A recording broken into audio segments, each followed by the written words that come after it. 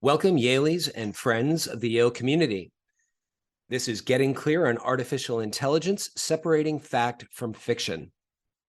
My name is Kevin Mark Lodi. I'm co-president of the Yale Club of Los Angeles, also known as Yale LA. I've noticed we have people joining from several different time zones, so thank you for making the time to attend this session. We're looking forward to your participation and certainly your questions during the Q&A. Thanks also to our Yale LA team and our partner clubs, the Yale Club of San Francisco and the Yale Club of Silicon Valley, for getting the word out about today's event. We have a great attendance today. And of course, thank you to our guest, Dr. Jobst Landgrebe, whom I'll introduce in greater detail shortly. As brief background, I'd like to define some of the terms that you'll hear in today's session. First, there's machine learning, or ML. Machine learning is a process that enables machines to compute and draw inferences from patterns in data. Next, we have deep neural networks, or DNN.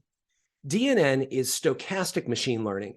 And by stochastic, I mean it's machine learning that can process random variables. Okay, so DNN is stochastic machine learning that works with huge data sets, enabling it to estimate complicated relationships that exist in data. And the third term you'll hear is natural language processing, or NLP. Natural language processing is the specific application of machine learning to language. You're probably familiar with NLP. It's mentioned a lot in the news media and in various consulting reports because there are many startups and new services that are based on using natural language processing. Sometimes the claims are just at the claim state. They have not really proven to be effective yet. For example, you may have heard of Facebook's NLP called Galactica, which it recently shut down because it was not able to deliver on its promises. On the other hand, there's another NLP called ChatGPT that is regarded as more promising. And of course, we'll unpack these terms more throughout the conversation, and you're welcome to ask very detailed questions during the Q&A. Also, to orient you on artificial intelligence and the direction of today's session, a little bit more background. So, the term artificial intelligence was coined at a conference held at Dartmouth College in 1956. But the idea of so-called intelligent machines didn't enter the public domain until much later, and usually in the form of various forms of science fiction. So, as an example, Stanley Kubrick's film, A Space Odyssey, was released in 1968. And if you've seen the film, you'll remember the speaking HAL 9000 computer with its calmly sinister voice and equally sinister red camera eye. The film's official title was 2001: A Space Odyssey. And as we moved into the 21st century, that sort of technology seemed to be within reach. In 2012, Google claimed it had created an AI using deep neural networks that could understand visual patterns just like a human being. And while this claim turned out to be unwarranted, many impressive algorithms have been created since then with deep learning. This stage is what's called the third wave of artificial intelligence. It's during this period that there's been a surge in real advancements, as well as a tsunami of claims, often from what we consider to be credible sources, that range from possibly feasible to unlikely to highly imaginative. It's the more hyped and unrealistic end of the spectrum that can mislead organizational initiatives, prompt investors to place bets on loss-making ventures, and cause the general public to become troubled by ideas like the singularity or dystopian visions of the future. So to make this discussion forward-thinking and constructive, we're going to shine a light on what's possible and what's not. What should you look for to cut through the hype and to see AI's potential more clearly? To lead this discussion, I'm delighted to welcome Dr. Jobst Landgrebe. Jobst is a physician, a biochemist, and a mathematician. He's a true polymath. His formal education in science began when he was a teenager. At the same time, he was trained in classical philosophy by his grandfather, Ludwig Landgrebe, a well-known German philosopher. He obtained his MD in 1998 and a PhD in cell biology in 1998. Since then, he's worked in neurogenetics and biomathematics at the Max Planck Institute in Munich and the DFG Center for Cell Biology in Göttingen. For the past 25 years, he's been an active researcher in the fields of artificial intelligence, the theory of AI, and the theory of physics. In the mid-2000s, he developed a new model for lipid recycling and distribution in the mammalian liver. In the mid-2010s, he engineered a new algorithm for natural language interpretation in restricted contexts. And he's currently developing a new interpretation of quantum mechanics and working on a philosophy of matter. His firm advises on both the scientific and economic viability of various tech-based operations and services in several fields. Jobst, welcome to the Yale alumni community. Thanks a lot, Kevin, for inviting me. I feel honored to be able to speak here, and good morning to everyone. We're pleased that you're joining us. So Jobst, you have one of the better responses to the question, what did you do during the pandemic? During that time, you wrote the book, Why Machines Will Never Rule the World, Artificial Intelligence Without Fear, published by Routledge Press. Before beginning the session, would you share a bit about the journey that brought you to writing the book? Yeah, so I wrote the book with my friend and colleague Barry Smith, a philosophy professor, is also in the audience.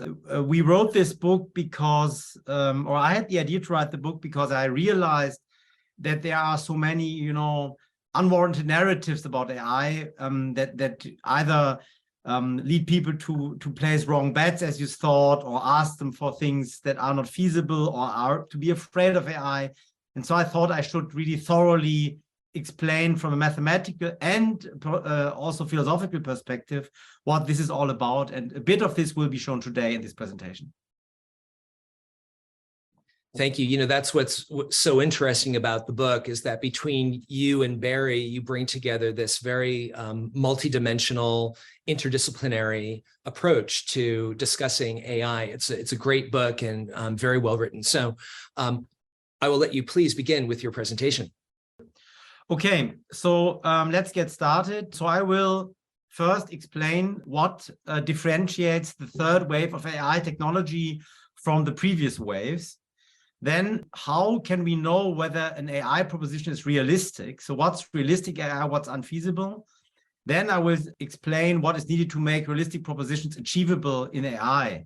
So you can also see this as the technology question, the capacity question, and the strategy question. And that's what we're going to talk about now.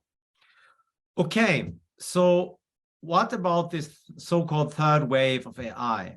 From the 1950s to the mid-1970s, we had logic systems and stochastic models, which were the first wave of AI. The one is also called symbolic AI, and the other neuronal AI or neural AI. They are still the two fundamental modes in which AI is done today.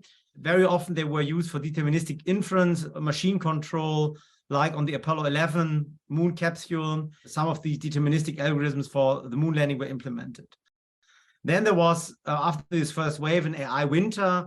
People became frustrated. They realized that AI can't deliver as much as they expected. Dreyfus wrote a famous book, I think the first really good book about the limitations of AI back then. Then there was the second wave in the 80s and 90s. Logic and stochastic expert systems was the keyword at the time. The technologies were just, further evolutions of what had been done before, but now with broader applications. They were used for decision-making, for example, in urban planning. And then there was another AI winter where AI wasn't so fashionable anymore. And then there was a big breakthrough when Google published the impressive deep neural network for pattern recognition in images. And so then it became a big hype in which we are still now. And so an example for this is, for the usage of deep neural networks is neural machine translation for natural languages, so that you can now, as you know, using Google Translate or DeepL, you can now get quite good approximative translations of texts, which is very impressive. Okay, so these were the three waves. The DNNs are still based on the same principles as the stochastic models of the 50s and 60s, but they are, of course, they have many more parameters and are much, much more powerful in what they can compute. So this is basically to orient yourself. It's always useful to think of Part of the AI systems are deterministic, the logic systems, which work with first order logic or other types of logic, and the others work with probability theory. These are the stochastic models. And now, can we know if an AI proposition is realistic or achievable? That's a big question. Billions, I think more than 50 billion of investments have been poured into AI this year. Kevin knows the numbers more precisely than I, but really a lot in the private sector and the public sector, we really don't know. But China is certainly pouring public money in the tens of billions into AI research as well. And also the Western countries do. Yes, and last year it was more than double. It was around, I think, 100 per pitch book. I think it was 118 billion that was poured in 2021. So it's interesting that it's significantly down, but still at 48.2 billion, I believe. AI's whole value proposition is fundamentally about productivity. So with productivity stagnating, perhaps investors have become more discerning in the sort of AI they invest in. Yes, that could certainly be. Now let's take a look at how we can distinguish feasible from unfeasible AI. First, we have to look at what is AI being used for. It's used to model systems. And here you see the solar system, which is very well, as a gravitational system, really well understood. It's this system which brought the breakthrough of modern physics in the 17th century. So it's Kepler, Galileo, and Newton finally formalized it fully. So this was really the very important system for the advancements of our understanding of nature. And the point is, when you have such a system and you want to model it with AI, it needs to have certain properties so that the model can actually work. And so in the book, Barry and I show these 7 properties. We analyze them in great depth. I'm not going to do this here now. This is not a scientific talk here, but just to give you an idea, here in the upper part of the slide, you see the solar system, which can be understood as a logic system, which is really deterministic in its properties. And we are going to see in a minute what that means. And down here, you have plague bacteria in the gut of a flea, which are there replicating. So this is really a complex, very difficult system that's very hard to model mathematically or almost impossible. What are the 3 of the most important differences between those 2 types of systems? Are that this system over here doesn't have any evolutionary properties. So it has certain elements, the sun and the planets, and also some other satellites. But there will not be new element types to this system. There may be a new satellite from time to time if some matter gets into the gravitational field of the sun. But basically, this is a stable system without evolutionary properties. Also, if you think of how to model this, you can create a coordinate system, a Cartesian coordinate system, and then you can measure data from this system and represent them in the coordinate system. And then you find that you have a phase space, as physicists call it, which is nothing but a coordinate system. And this is a deterministic and ergodic system. So that means that the data points that you collect express regularity. So for the audience, when you talk about modeling is how you refer to the fundamental development or composition of an AI technology, yes. Right? If I model a system, the system needs to have certain properties so that the AI can work. So if the system I'm modeling with the AI doesn't have certain properties, the model will not function well.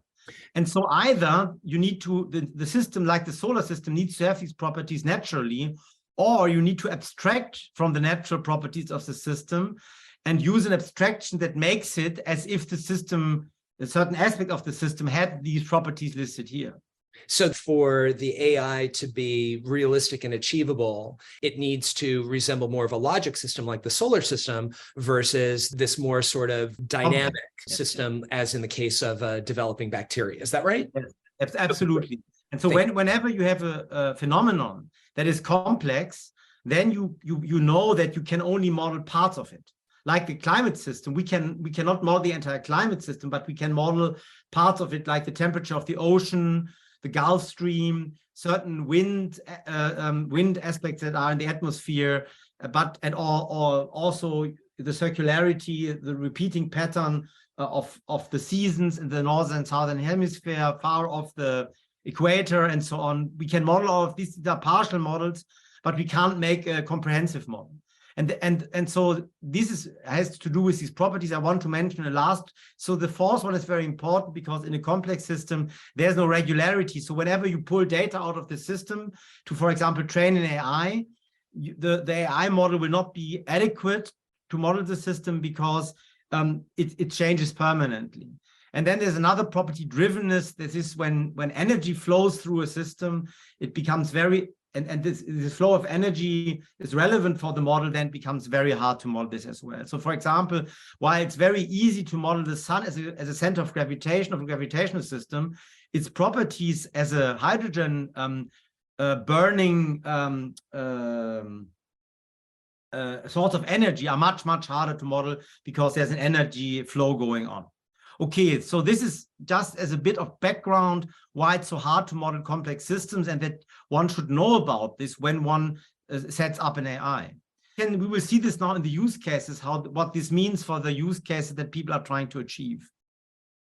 So here you have a selection, quite a random selection of many, many use cases that are nowadays attempted to be realized with AI. And we will now see that because of the properties of the underlying systems, some of them won't be modeled well with AI. So the AI will not work well, no matter how many data you take from the systems to train the AI. And so when you look at them, it's hard to tell which one will work, which one won't. But now I will unveil this for you. So here, these are the ones that work pretty well, but they also have, I will just, in a minute, I will explain why this is so, using a few examples. But what is important to know is that they have also varying levels of autonomy, the AIs that you can create. So only for some of them, you can really achieve full autonomy. For others, you can only get a human-computer hybrid. And some of them have, stochastic output, so they give you just a probability. Others give you a certainty.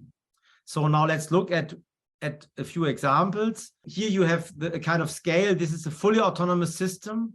What a naive observer would classify as AI, right? Everybody would expect an AI system is fully autonomous.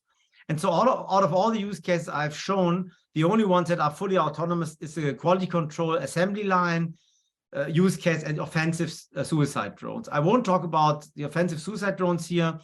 They are only autonomous because it's not expected of all of them to work, because we are talking of a flock of drones. But the assembly line quality control is really autonomous, and that's the reason for this is that in an assembly line, the goal is to achieve regularity. So all the objects that flow through the assembly line should be the same. So when there's an error in the production system or production process, then you have a disruption of regularity.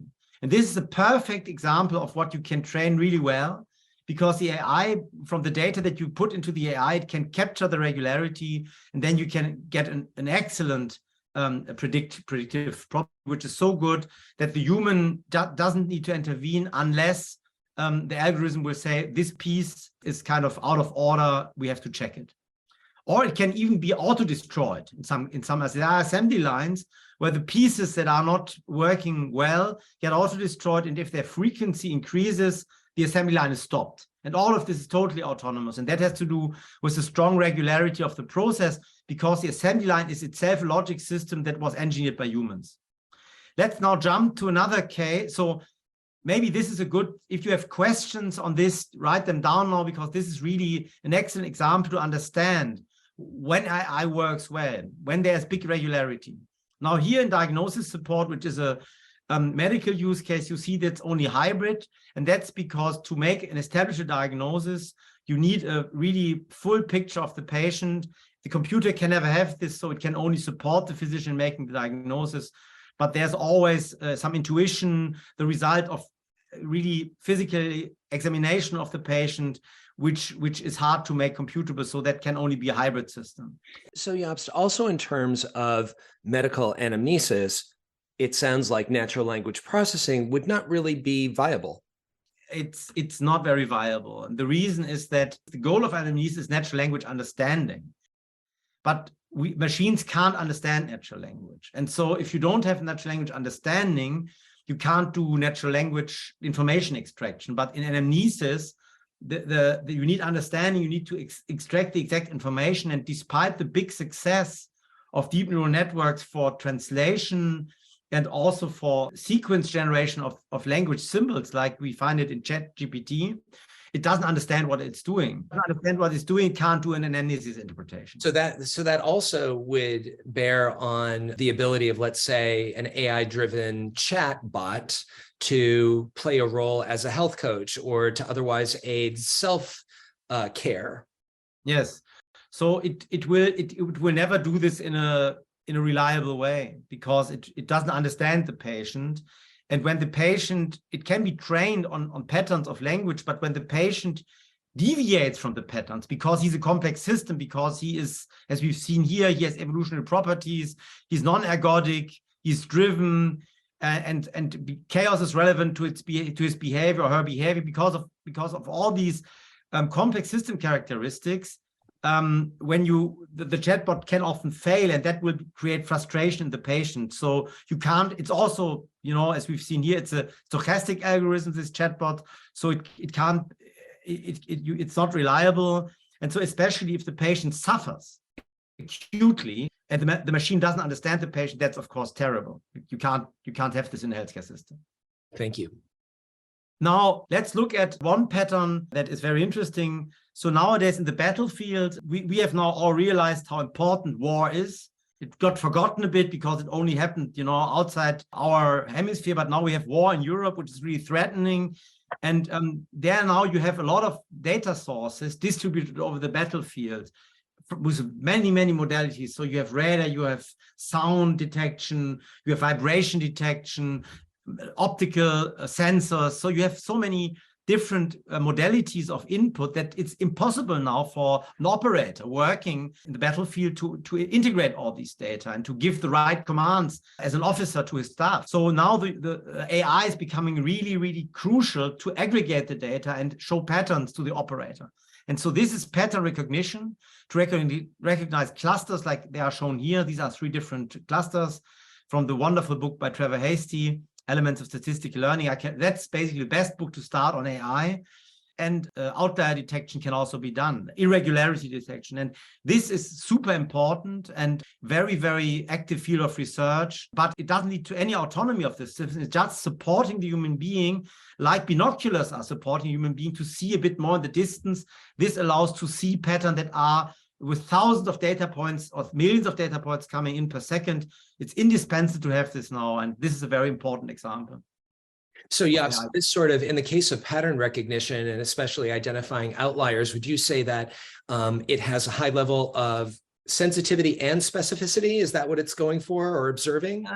No, because to put it really, sensitivity and specificity measures reliability of classification. But this is not classification. This is really just finding patterns.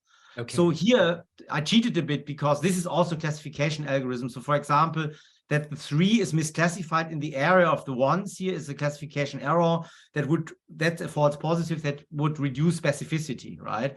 So but in real clustering, it's not about specificity and sensitivity. It's more about distilling information out of data patterns that seem chaotic to the human eye.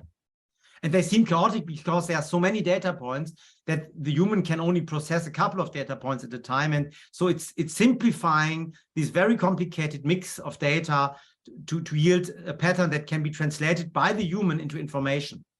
So it's doing nothing else but basically finding similarities within the data or dissimilarities and presenting this to the human. Then the human can say, aha, this has to have the following interpretation. And this is then how it feeds into the human cognitive process. Thank you. Okay, so this is just, kind of an overview of what's possible. All of these are very important use cases. There are many more, but there's also, here we have fraud detection. Now, I would say there are also AI use cases which are almost fraud. So here we've called them more politely hype. But it's really, I give you an example. So big consultancies are claiming that now with AI, you can do drug development in 1/10 of the time that we have today. This is complete nonsense. People are saying this without understanding that that the human body is a complex system that can't be predicted. So even if you have excellent preclinical data from animal trials, where you have used thousands of animals to establish the properties of a drug, and even if you have, which is now out of fashion, have used monkeys, which are quite close to humans, you can put it into humans and you can get a totally different result.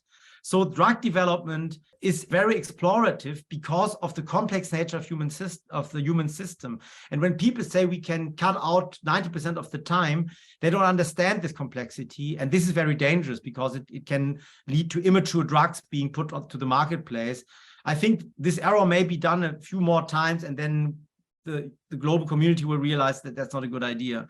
And this bad idea comes from the inability to see the complexity of the human system.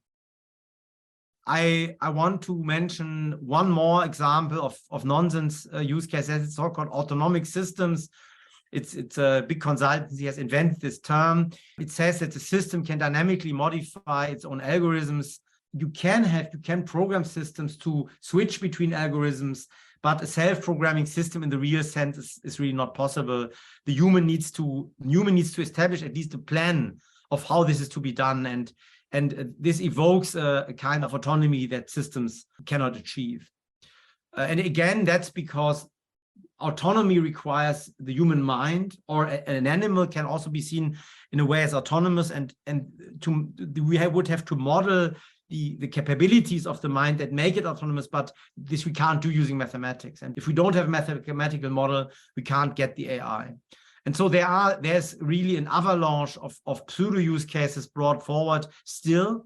I think it's quite interesting because there have been so many failures in the last 5 years, really pathetic failures, spectacular failures, like the chatbot Tai by Microsoft, which started proclaiming racistic utterances all the time on Twitter because its users retrained it to do so.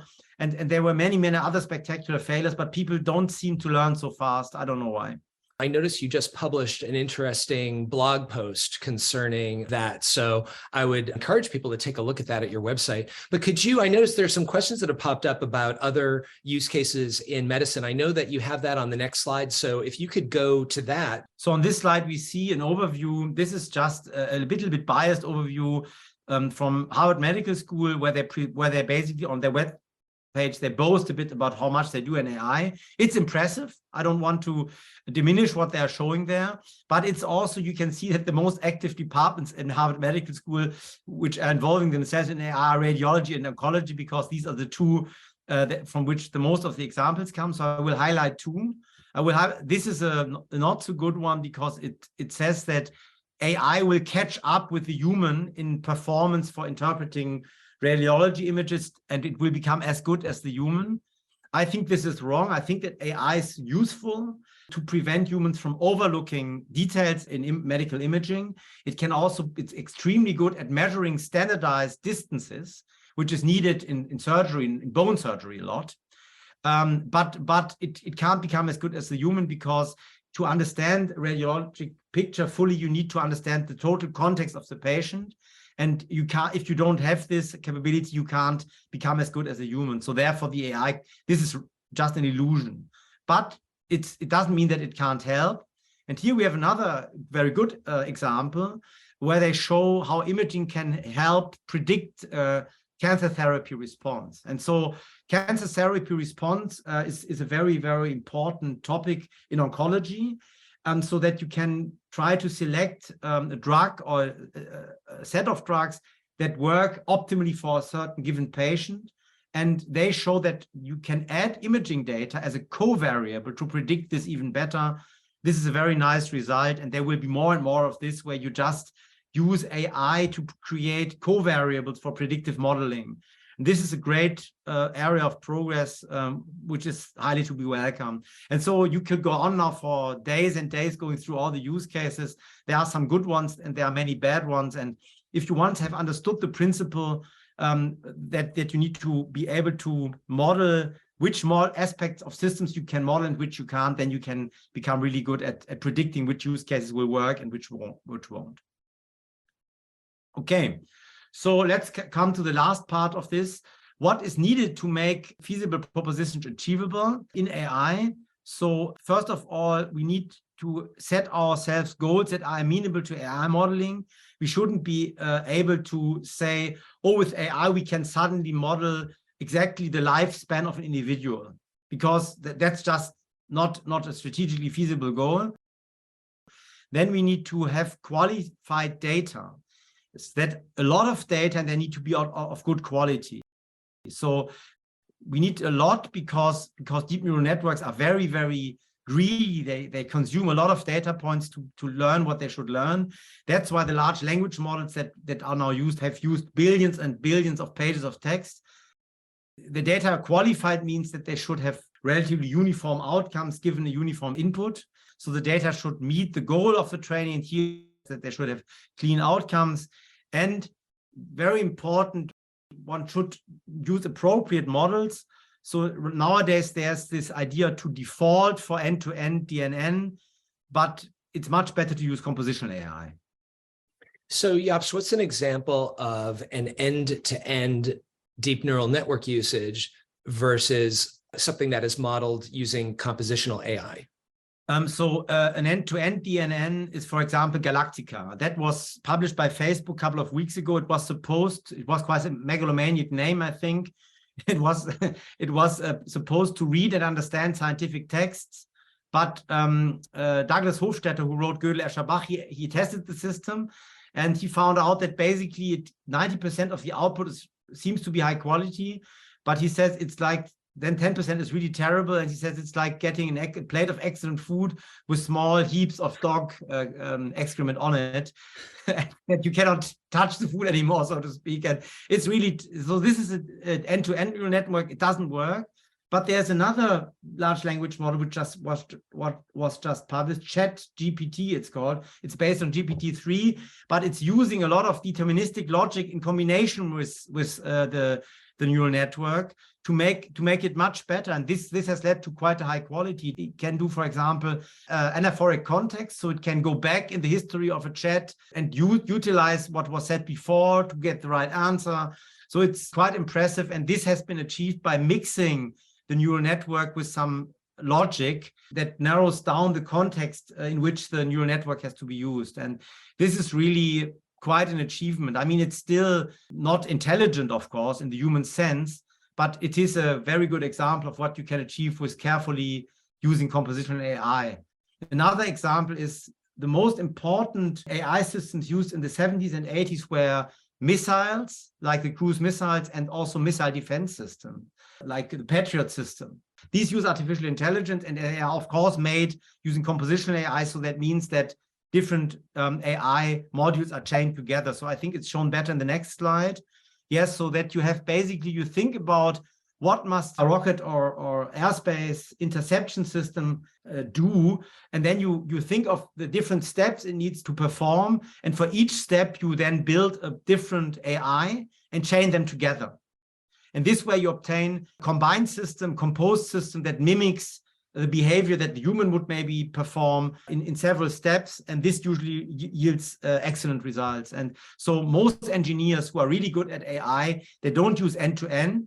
So end-to-end DNN are used by academics very often, who want to be pure, but engineers who really are successful, they always use compositional AI. And so this is what needs to be done. And I think that the transition of the deep neural networks from the universities to the practical application is still ongoing. And that's why we still see people like Tesla, they tried to do the autopilot with an end-to-end neural network, and that failed spectacularly. And so I think engineers need to learn to do the composition AI. And this is also a way to certify AI, but I won't go into this. I have a paper about this, but this is too much for today.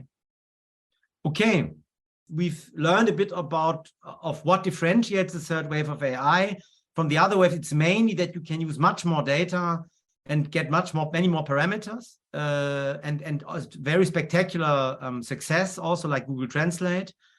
How do we know that an AI proposition is realistic? Well, when we see that the model is applied to a logic system or to a complex system for which we can carve out a logic part, like the sleep-wake cycle of humans is a logic system. Although the human being is complex, the sleep-wake cycle or the respiratory cycle, they are logic, and so you can model them really well. But it's a partial model only. And the third one was what is needed to make realistic propositions achievable, and that is mostly about getting the right data and using the right mixture of algorithms, what I also call AI architecture, so or compositional AI. So I think this was what we wanted to show. I apologize in advance for talking too fast. It's my biggest weakness. I'm sorry for this. Well, Jobst, this is a group of fast thinkers, so no worries. I'm sure they've managed to keep up. There was a lot in the presentation, so thank you for that. And now is a great time for us to get into the Q&A segment. Let's begin. I see that Barry Smith, your co-author, has his hand up. So let's start there. Barry, please share your question. I wanted to comment on your account of ChatGPT. So Gary Lucas is one of our co-defenders of a non-end-to-end compositional view. And he did an experiment with ChatGPT. He asked ChatGPT to write an essay on the use of churros, which is a sugary baked good in manufacturing surgical instruments. And ChatGPT produced dog excrement. It was a long essay about how churros are wonderful for making surgical instruments because you can mold them in all kinds of different ways, and they give warm feelings to the patient because they like churros as a baked good to eat, and it's complete nonsense. But that wasn't Galactica. No, that was ChatGPT. Okay. Yeah, I mean, you can easily trick this as well. I'm not saying it's better than Galactica, but it still has the same fundamental problem that it doesn't understand what it's doing, that it's assembling a syntactically valid output, but without semantics, right? And so you can easily show this also for ChatGPT, but it is, if you stay in the domain of very basic topics, it is better than Galactica, but it's still true that it's what Gary Marcus points out, Barry. So you're completely right. And I'll share John Clementi's question. He commented that ChatGPT was given an IQ test, and he believes it was scored something like an 83. So his question is, do you think a successor version will achieve a 100 score? And do you think that there's even an upper limit? So first of all, I don't know which test they really used, but if you would take a proper test battery, I'm certain it will never achieve a very high IQ. Because it doesn't have the property that you need to obtain a high IQ, which is real intelligence. And so I predict it will, if you really test it properly, like you test seriously in the military, for example, for officer positions and so on, or in the CIA, then it will never achieve a good score. I mean, you need to, of course, what you do there as well, you need to alter the test batteries. But if you subject it to the full testing procedure, I predict it will never become very good. Hani, let's go to you. Hi, thank you so much. This was really wonderful overview. Comment I had really along, which I typed, it's a little bit long, so I'll try and paraphrase here, but along your comments earlier on the limitations of these end-to-end approaches. Personally, I've been more of an advocate of using hybrid approaches, you might call them that way, sort of a combination between neural networks and either rules-based logic or some kind of model-based approaches, such as Kalman filtering, for example, which, as you pointed out, that was, what they used, NASA used, and others earlier on for launches. And the reason there, number one, the work I do is mostly on natural systems, which tend to be rather complex. And so they have a combination of, sort of stochastic variability and then other sources of variability with time or distance that you cannot simply capture because you can never sample enough in any reasonable amount of time to capture all that variability. That's number one reason. But the number two reason, which is, I think, sometimes ignored a lot, but important, in many vectors, health is one, you pointed out, but also in industrial settings.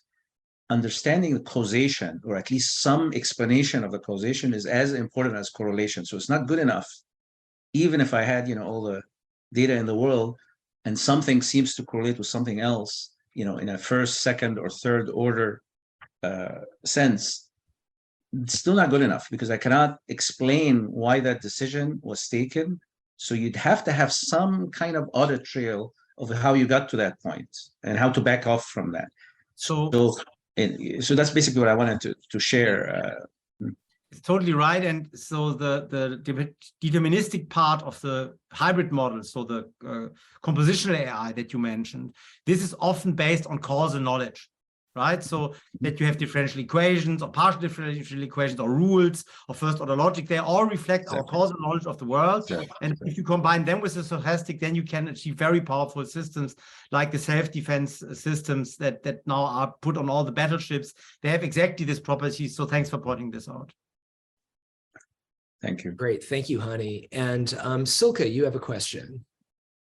Thank you so much, Kevin. And thank you, Mr. Landgrebe. Very exciting topic. I have a question from a slightly more pragmatic application standpoint. So I'm one of those dreaded consultants who get to work with our clients, and we always strive to be very pragmatic and realistic. So no hyper promises, but really what is specifically for commercial executives the application of AI. So marketers that we work with a lot tend to think about using AI and machine learning for next best action for their sales organization or for better marketing, personalization, content. I find myself often advising them to do very small but no regret moves or steps that can't be too big. Sometimes there's internal politics, and sometimes there needs to be baby steps. So in the world of marketers and sales organizations, where would you think a pragmatic application is to be invested? Is it the data? Is it the technology? Is it in maybe movement from business rule sets to AI-driven rule sets? Any thoughts that are pragmatic for those who want to just dip their toe in the water and have some no regret moves? So the three fields that work really well is advertisement placing works really well. Next best action or advisor or recommender system works quite well. And what is also now a good trend, which is I think very important for online sales, is AI-based price prediction. Mm-hmm. And for all of these, the key is to find the right data. And to use the data and to also use classical statistical learning. So most of Google and Amazon, for some of their products, they can really use neural networks, but very, very often the AI that they use are just classical regression models. And bagging and boosting and so on. So really classical models, classification models also. And I think this is very important. Not to fall. So basically, you don't need a deep neural network expert, but you should start with a good old statistician, right? Yes. And the good old statistician will then do variable selection and tell you which distributions you can work with, and then just give you really so 95% of the customers, or 99 we see. So we are also consultants for AI. They don't have enough data to do that, and so they should just use classical statistical learning, and they can get very far with it. So that's my advice. Yeah, thank you. Thank you, Silke. Let me jump to Leah and your question. Hi, thanks so much. This is so fascinating. I have a couple questions, a question and then a follow-up. I noticed that when you were looking at your use cases, you had mentioned that generative AI is hype. And I'd love to hear your reflections on that. I'm a photographer, and I've been using a lot of the Midjourney and Stable Diffusion software to start looking at how generative art can evolve and shift and change photography. So I'd love to hear your thoughts on why it's hype. And I'd also love to talk a little bit about training data that's used to make that art. Thank you. Okay, so generative AI works by setting up two neural networks that work against each other, right? And so one is generating image variants, and the other is deciding whether the image is an adversarial neural network. The other part of the image is basically filtering out which images can be useful. And it can now generate really amazing effects. But I think that it can't be creative. So it's anyhow very hard to be creative as a photographer. And the reason is that so much good stuff has already been tried out. And now we have 100 years or more of history of photography. So from a perspective of the theory of art, it's getting harder and harder to be an original photographer. I mean, being a good photographer is hard enough, but doing something that's original, that's new, is very, very hard. And so because these networks are trained on existing photos, they basically try to imitate what has already been achieved. And it can still be very, very impressive, but it will not, it can't be creative and create, because human creativity is the ability to find patterns that have not been seen by anyone and show them to the others. And they also must, not only must these patterns, so if you look, there are some paintings by Goya made around 1800, which were impressionistic, but nobody wanted to see them. So Goya already invented Impressionism, but it was so early that nobody was interested. Only 100 years later, so not only you need to see something new, but it also needs to fit to the general fashion and so on. So all of these machines cannot do. But still, it can create impressive results, but you won't find real art. I hope this answers your question a bit. Yeah, and so does that also, because of the way it works, does that mean all generative doesn't work because you're using a model set that can only cover so much, and so it won't be able to create anything innovative? It can only create patterns from the past that are regular. Great, and the whole idea of creativity is to create something new. I had another important thought for you. Maybe I'll find it again, but that I said the most important thing I said, I think. So useful. Thank you so much. Yeah, so it's sort of related to creative. So I work in creative production for broadcast and digital production for sort of large brands through advertising agencies, and then also within the music industry. And I'm kind of wondering if, I mean, there's a lot of sort of playing around with the use of AI because it's cool and it's interesting and creative. And I'm wondering whether you have seen any particularly interesting, kind of weird, unusual uses of AI in advertising or in the creative industries like music. Yeah, that just kind of almost use it just to use it, you know, because it's cool. I have a really cool use case which I love, which was published in Nature a couple of years ago. So what they did, they took the pop music since, you know, the mid-50s, since there was pop music kind of. Yeah. And then they put it into phase space. This is the kind of mathematical coordinate system that I explained at the beginning. And then they checked for innovation, how pop music got innovated with pattern recognition. And they found that the last innovation was in the early 80s hip hop. And that all the other, everything that happens in pop since the early 80s is just linear recombination of elements that got invented before. So there's even a dance floor, how it was called, was basically not so innovative. And so I found this so fascinating. I had always felt that pop music is kind of dead, you know, but I mean, I like pop music, but I always thought it doesn't evolve anymore. And then it was mathematically shown with an AI algorithm that that's indeed true. So I found this fascinating. That's why I like pattern recognition so much, which I talked about a bit in the context of Battlefield, because you can find things that confirm your hypothesis or that show you a new way of looking at things. And so this is a great example of how man and machine can co-work.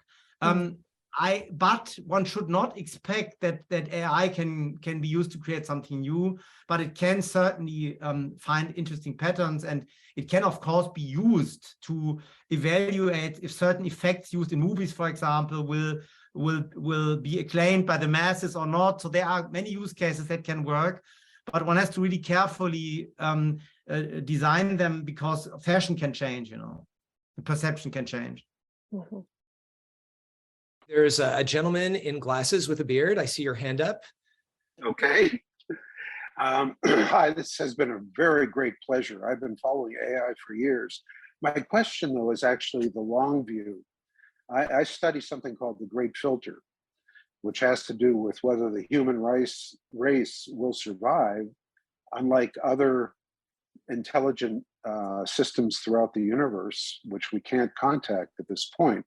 So the question is, under discussions of the great filter, intelligent AI often comes up as the end of mankind, humankind, because it will become self-aware and self-knowledge building, self-improving to the point that it may decide that humans are a waste of energy.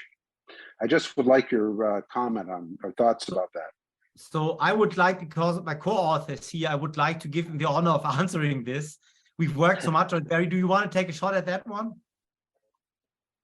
So I think that one aspect that Jobst did not mention, which has to do with drivenness, is an aspect which we describe under the heading of the machine will. So machines cannot want anything. The only kind of wanting that they can have is the kind of wanting that you can simulate by making a machine, for instance, play a game over and over again billions of times, and it learns how to win. But it never learns how to want to win. It just learns how to win algorithmically. There is no case where a machine wants anything.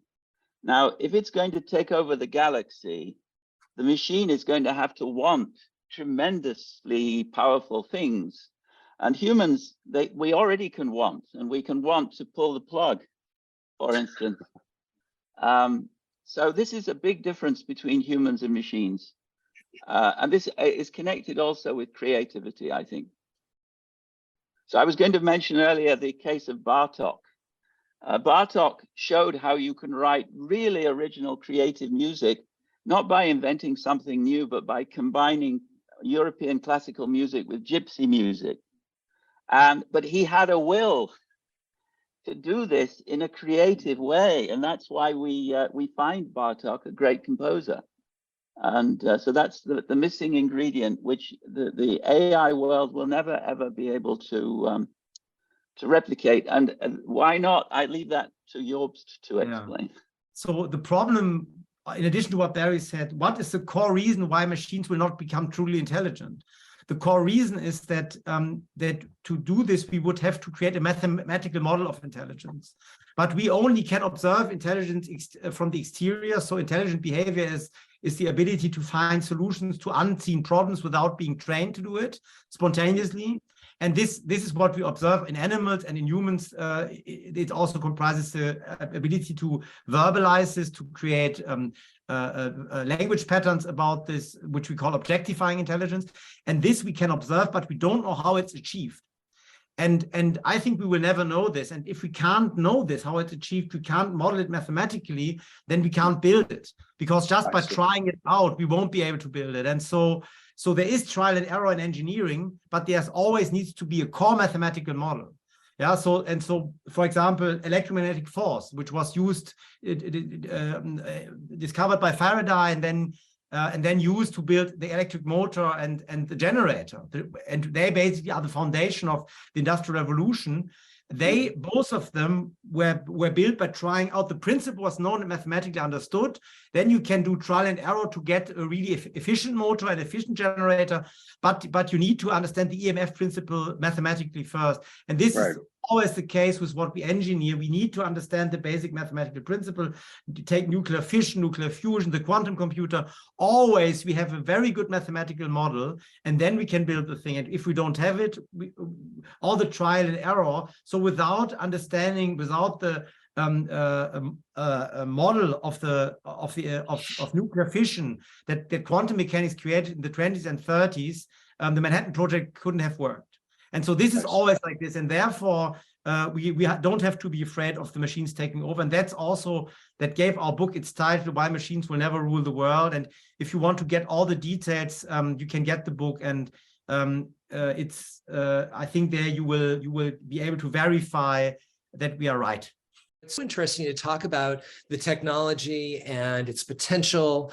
Of course, this is disruptive technology. And even if we get past the idea that machines will not rule the world, it represents change. So there's always the question of adoption. And I'm wondering, what are some of the obstacles to introducing working and realistic AI? Yeah, so this is now a question that I have to answer from my perspective as a consultant, where I see how companies are struggling to use AI. And why are they struggling? I think the main reason is that the data usage pattern that they have is that they have transactional data that they store in a database, and then they shuffle those transactional data into what they call business intelligence data warehouse, and then they work with this data in the data warehouse. What they are not, what Google is very good at, and other tech companies who have adopted AI or co-evolved it, they're not good at using the data in a feedback loop to change the transactions. But that's what you need to do when you want to use AI in any production system, in any business process. You don't need to take the data, output them in the BI system, and then work offline with them to get insights. Yeah. But what you need to do is that you need to have algorithms that work with the transactional data permanently and feed them into the decisions and what's going on, the activities of the business process live. And that requires a lot of changes in the IT infrastructure. It's a mindset change. It's a change of IT infrastructure. It's a change of this way the systems need to be set up and talk to each other. It's very, very challenging if you have an old-fashioned IT landscape of unconnected systems. And that's the big challenge, is that it requires you to rethink your IT architecture in a very fundamental way. That's why there are so many startups which are successful in AI, because they start right without this whole legacy. But if you have this legacy of basically degenerated IT systems that started as logic systems but have become complex systems because humans and machines have interacted so much that now it's like Milan traffic, in the center of Milan. So this is kind of why it's so hard. And I think that for many companies, it doesn't matter so much, but there are companies for which it's a make or break. So for manufacturing companies, if you're a manufacturing company and don't get AI into your assembly line, you're gone in 10 years, right? So it's for other companies like good old life insurance, it's so hard to get them to introduce AI, but then their business is so stable, they might make it much longer. But in some businesses where productivity increments are crucial and that are fast moving quickly, it can become tough if you fail to introduce it.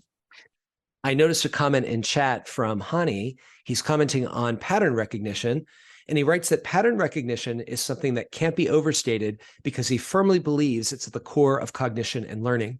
And Jobst, throughout the session, you've discussed how AI excels at pattern recognition.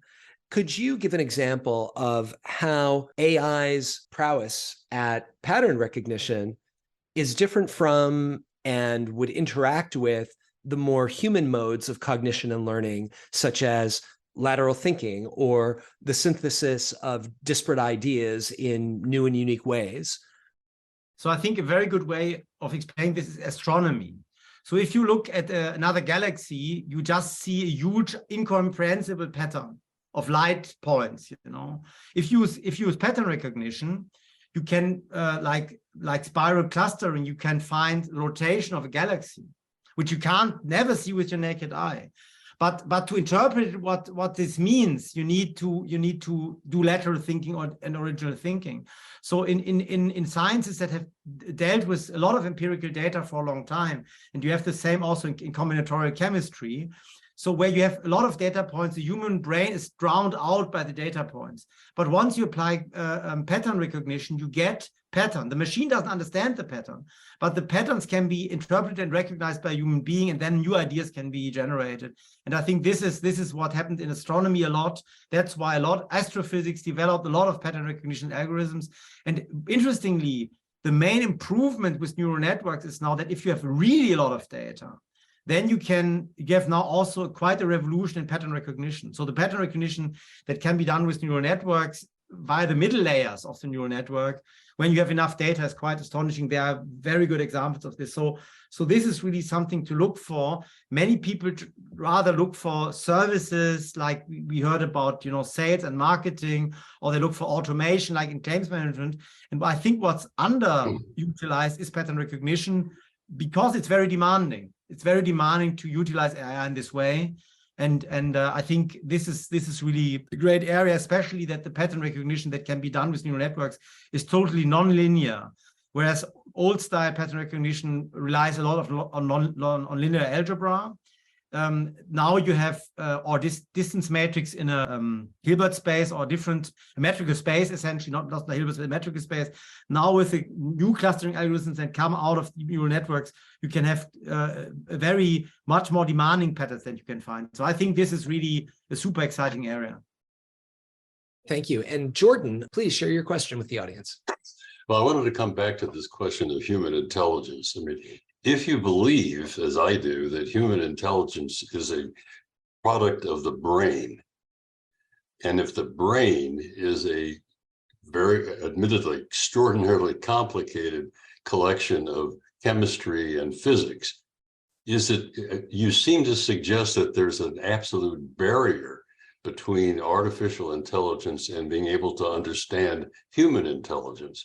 And to the extent that human intelligence itself is a consequence of physical and chemical interactions, why is that infeasible eventually? Admittedly, not within foreseeable time, but theoretically, is it not possible to model the human brain in a way that would allow artificial intelligence to duplicate human intelligence? Yeah. So this is an excellent question. It goes right to the core of the problem. And I think the reason, so I in the book we argue, and Barry and I both believe it, that the human brain works in a completely causal fashion, right? The way you described it. So it's using these are biochemical and physical, ultimately all of them electromagnetic processes. I mean, let's discard what keeps the nucleus together, so strong and weak force, and just look, it's all electromagnetic interactions, which are then chemical reactions and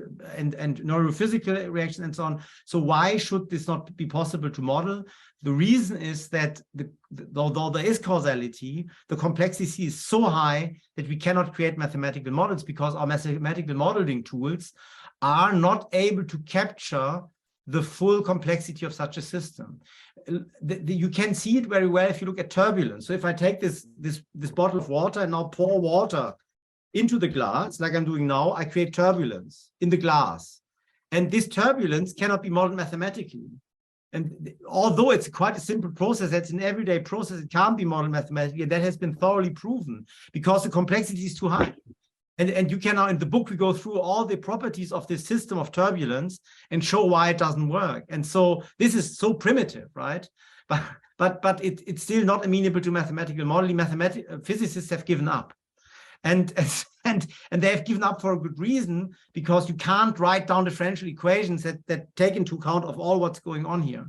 And so that's because energy is dissipating, it's being transformed from potential energy to kinetic energy, and then the kinetic energy is ultimately via turbulence transformed into heat, which is called dissipation. And that process of energy transformation is so complicated that though it's causal, though we know the basic laws perfectly, we can't get a mathematical model. It's the same with cigar smoke or smoke from a cigarette. There's also turbulence that we can't model, and the brain is much more complicated. So I think we just have to accept, and that is the major thesis of the book, that there are phenomena which are beyond our modeling capabilities. And we live in an age where we still believe that we can put everything into mathematical equations, Cartesian thinking. But I think that's because we have had so much technical progress that we are confounding our ability to create logic systems with our ability to explain complex systems. Yes, I just wanted to make a couple of comments relating to turbulence. We have only two images in the book, two figures.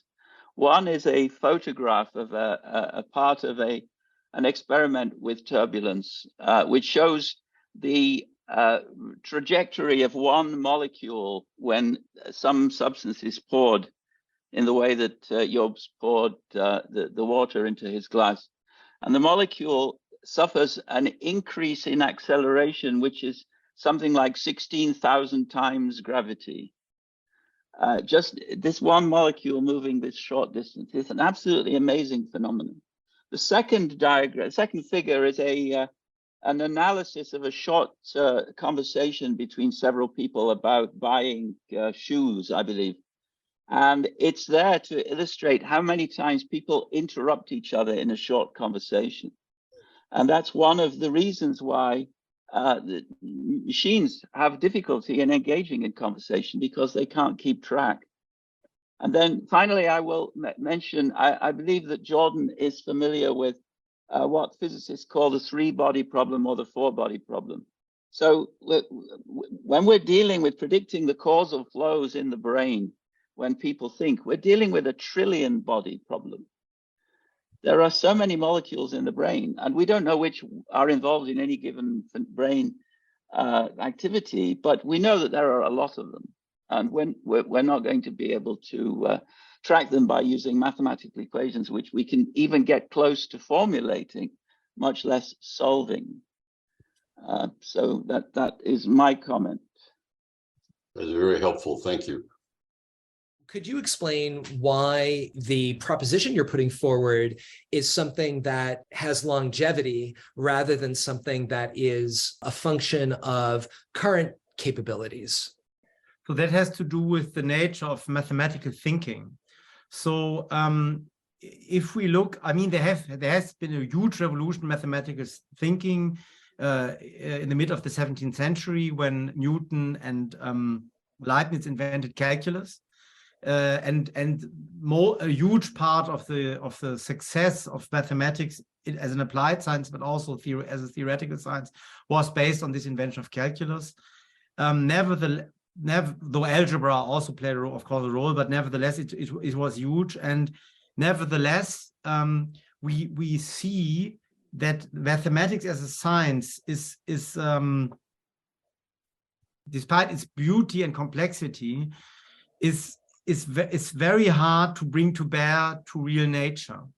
So whenever you read a physics textbook, no matter what domain it is, whether it's classical mechanics or quantum field theory, always when the physicist starts to describe the natural system, the physicist makes a huge set of assumptions, and he makes assumptions about the system and simplifications of the system until the system is, as Nancy Cartwright says, prepared for the mathematical formulation.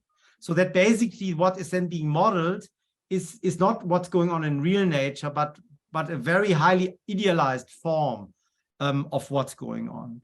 And so therefore, the whole way, if you know physics, the whole way that physics describes nature is by only describing partially. So the Heisenberg equation is only valid for very few particles.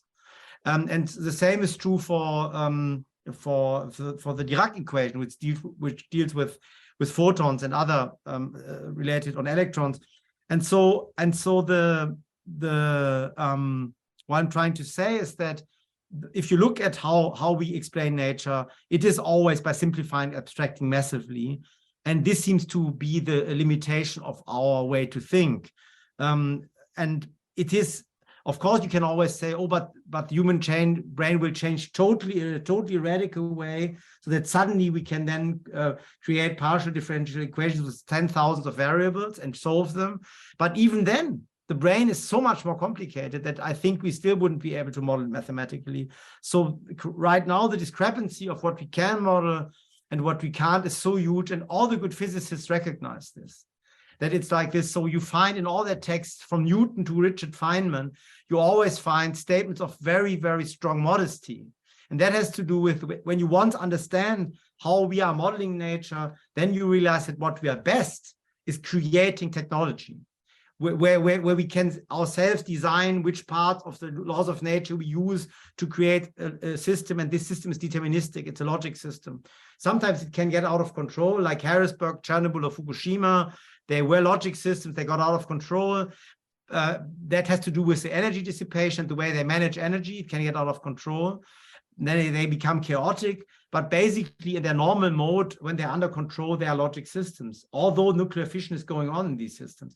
And so what I'm trying to say is that when we engineer systems, we can do a lot with mathematics and physics, but when we look at real nature and its phenomena, we are helpless. So we don't understand how a cloud creates lightning in detail. There are some rough ideas, but it's a phenomenon that if we look seriously at it, we don't understand it. And so this is just one of many, many, many examples.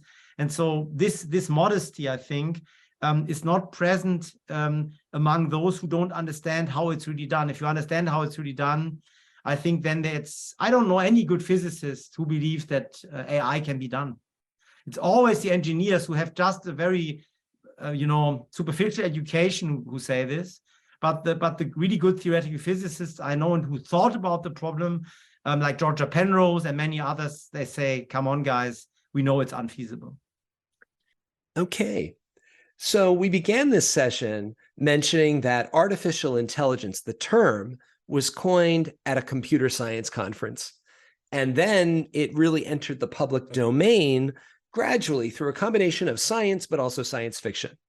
And I think today, the array of claims about what AI can achieve or what it will mean in the future exists within that spectrum from science to science fiction.